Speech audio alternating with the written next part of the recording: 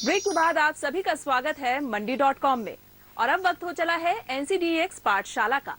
NCDEX पाठशाला में आज हमारे साथ जुड़ रहे हैं एग्री हब के संस्थापक राजीव रॉय, जो हमें बताएंगे नेट हाउस की बारीकियों के बारे में।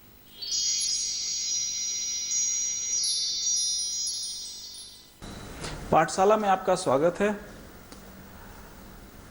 नॉर्मली जब हम खुली में खेती करते हैं तो हमें कई सारी चीज़ें जो है प्राकृतिक चीज़ें परेशान करती है, जिसमें अधिक सूरज की रोशनी, बारिश, कीड़े मकोड़े, इन सब चीज़ों से किसान भाइयों को परेशानी होती है। तो हमारे पास अलग अलग तरह के टेक्नोलॉजी है जिसके चलते हम इन चीज़ों के ऊपर काबू कर सकते हैं, और नेट उसमें से एक टेक्नोलॉजी है। आज के समय में देश के अलग अलग हिस्सों में नेट हाउस के अंदर ऑलरेडी खेती हो रही है, लेकिन इसमें कई महत्वपूर्ण पॉइंट हैं। महत्वपूर्ण बिंदु ये है कि किस तरह के नेट का हम इस्तेमाल कर रहे हैं, किस तरह का नेट का स्ट्रक्चर है। क्योंकि आज के डेट में सामान्यतः हरे रंग के शेड नेट का इस्तेमाल खेती में महत्वपूर्ण रूप से हो रहा है, लेकिन हरे रंग के अलावा दुनिया के अंदर कई सारे ऐसे कलर के नेट हैं जिन्होंने की खेती के अंदर बेहतरीन रिजल्ट दिया है। जैसे कि इजराइल के अंदर पिछले 8 वर्ष पूर्व से रिसर्च चल रहा है लाल रंग के नेट के ऊपर, सब्जियों के अंदर और ऑर्नामेंटल फोलिएज के अंदर। अगर आपने टेम्परेचर घटाना है तो उसके लिए एक स्पेशल तरह का नेट है जिसको एल्यूमिनेट बोलते हैं। अगर आपने ये ओलों से रक्षा करनी है तो उसके लिए एंटी हेल नेट तरह का नेट आता है। तो अलग अलग तरह के नेट हैं जो कि अलग अलग ज्योग्राफी में किस जगह पे इसका इस्तेमाल करना है उसके हिसाब से आपको नेट का चुनाव करना है। फसलों के हिसाब से हमें अलग नेट की बिल्कुल ज़रूरत होती है। अगर हमने अनार की खेती करनी है तो उसके अंदर हम एंटी हेल नेट लगाते हैं और स्ट्रक्चर अलग होता है। अगर हमने केले की खेती करनी है तो उसके अंदर ऐसा नेट लगेगा जो कि पानी के एवापोरेशन को रोके और हवा से जो है केले के डैमेज को रोके। अगर हमने सब्जी की खेती करनी है तो उसके लिए हमें वाइट कलर का नेट इस्तेमाल करना चाहिए। अगर हमने तापमान घटाना है किसी जगह पे तो उसके लिए हमको रिफ्लेक्टिव नेट का इस्तेमाल करना चाहिए। तो अलग अलग जगह के हिसाब से और अलग अलग फसल के हिसाब से नेट के इस्तेमाल का तरीका बदल जाएगा।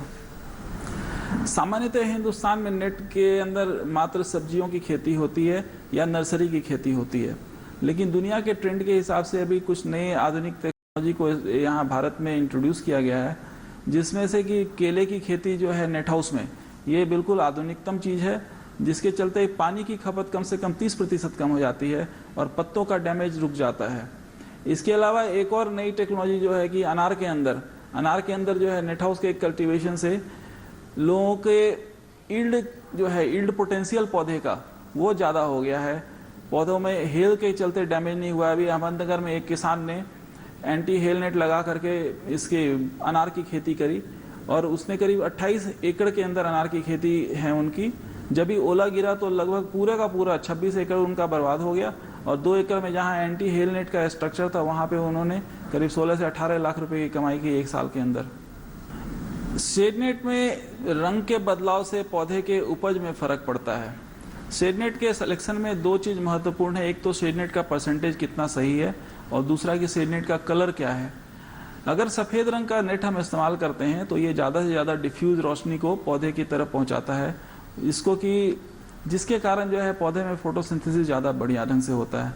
अगर हम काला रंग का शेड नेट इस्तेमाल करते हैं तो वो डायरेक्ट लाइट को ज़्यादा अंदर की ओर आने देता है, जिसकी वजह से थोड़ा तापमान कम होता है।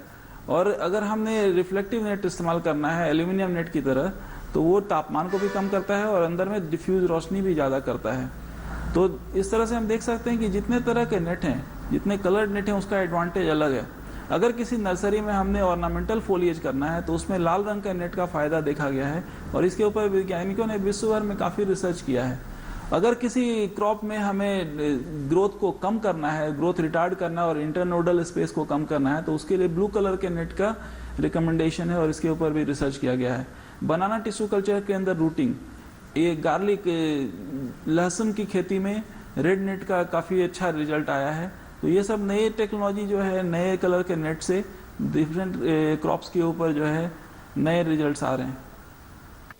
मंडी.com में फिलहाल इस हफ्ते इतना ही। अगले हफ्ते में फिर मिलूंगी खेती की किसी और समृद्ध कहानी के साथ, उपज के पक्के भाव और किसानों के काम की हर जरूरी खबर के साथ। नमस्कार। आपकी राय हमारे लिए बहुत महत्वपूर्ण है। आप हमारे टोल फ्री नंबर पर कॉल कर सकते हैं और अपनी राय दे सकते हैं। साथ ही आप ईमेल के जरिए भी हमें अपनी राय दे सकते हैं। हमारा ईमेल पता है ncdexmandi@gmail.com।